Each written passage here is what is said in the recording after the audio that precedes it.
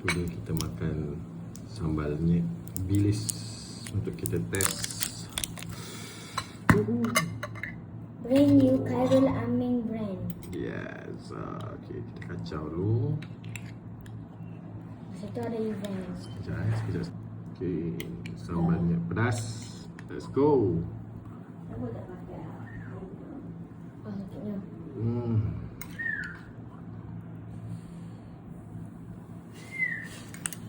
Okay. Bi nak sayur ke?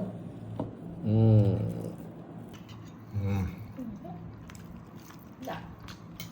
Sambal ni dia makan dia saja. Godeh. Lepas kita bubuh ni. Sebab dia kena godeh gitu baru dia jadi. Nampak?